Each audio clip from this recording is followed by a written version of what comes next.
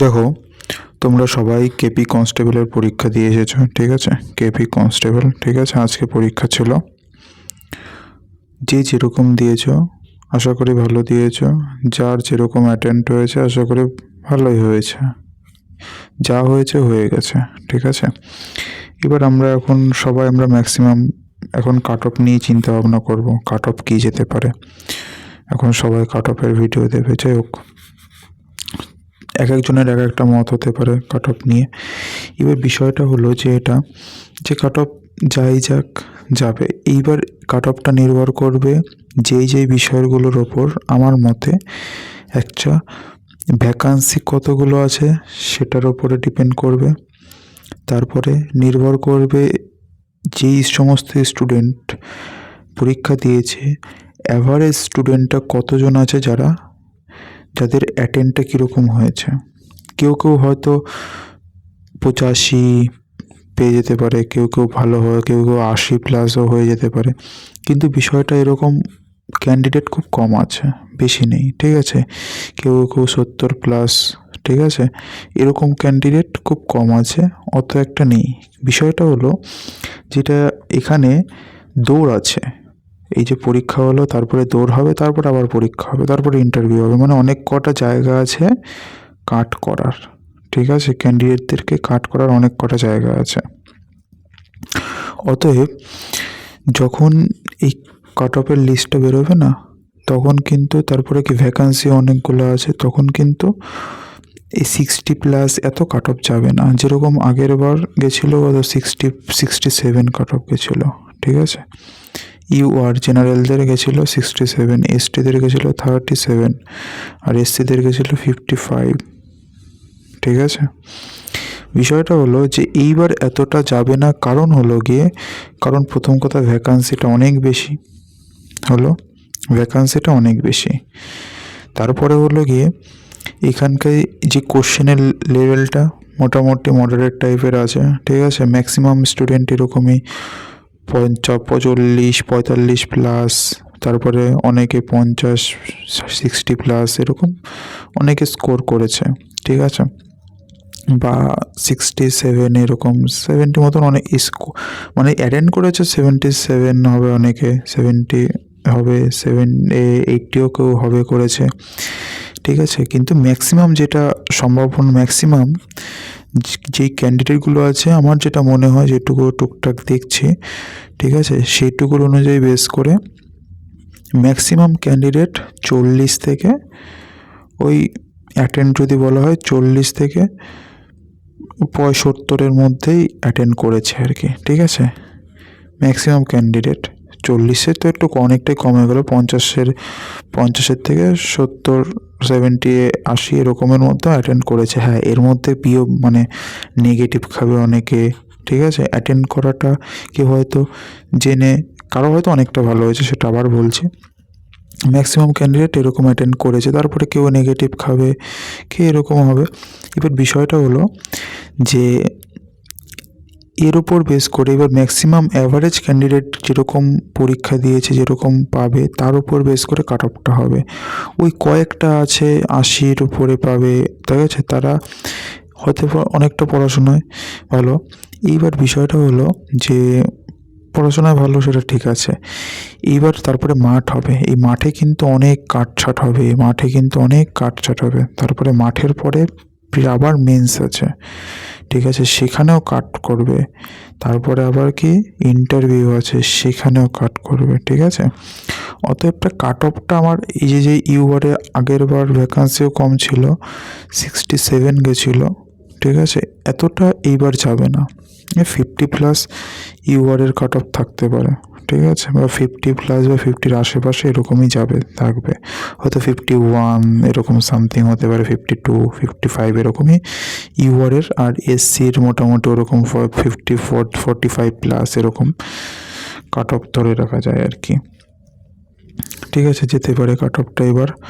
এবার কোনো ক্ষেত্রে এবার যদি অনেক স্টুডেন্টের যে যদি এইটুকু, এবার হয়তো আবার এর থেকে একটু কমে যেতে পারে, হালকা একটু, বেশি কমবে না, হালকা একটু কমেও যেতে পারে, বুঝতে পারলে?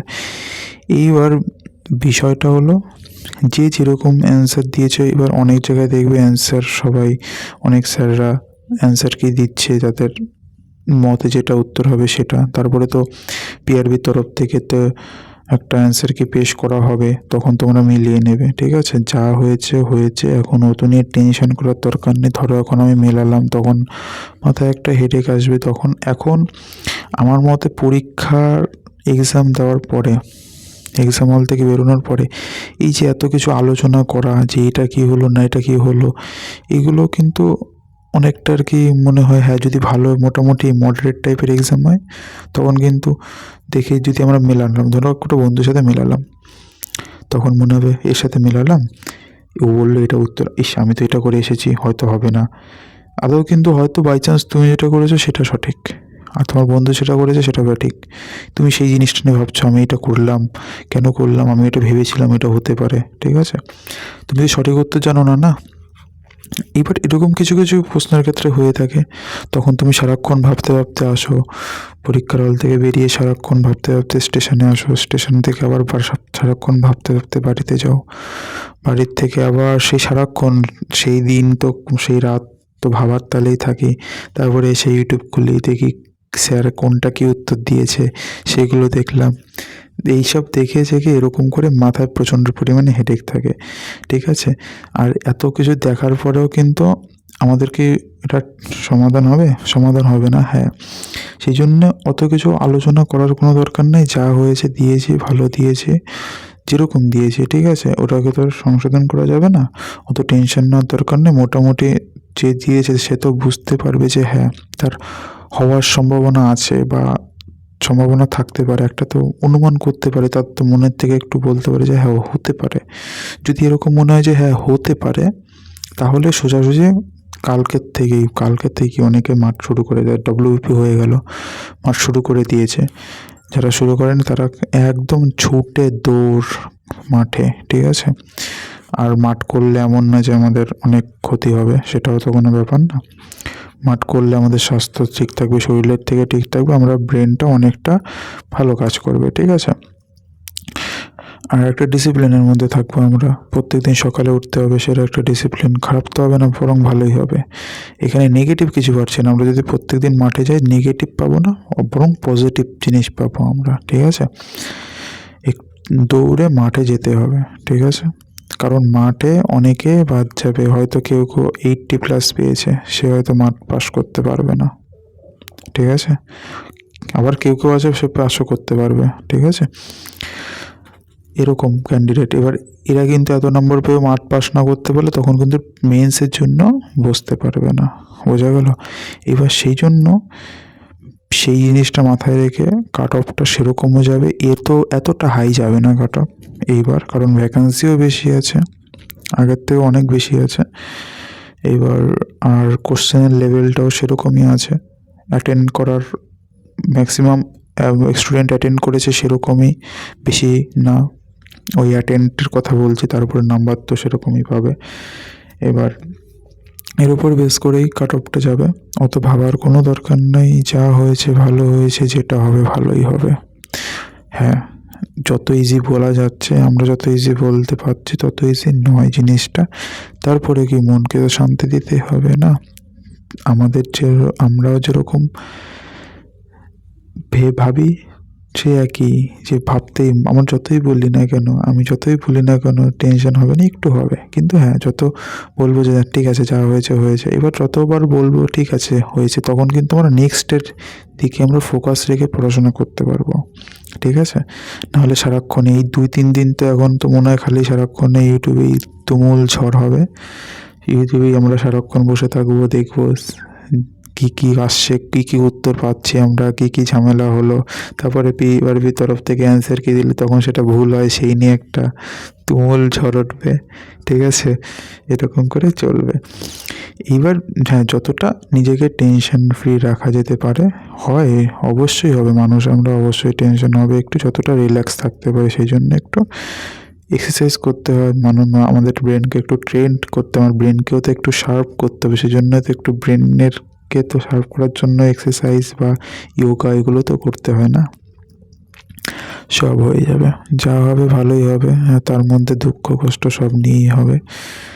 কষ্ট পাবো, তারপরে আবার দুঃখ হবে। দিন আছে এর মানে রাত হবে, ঠিক আছে?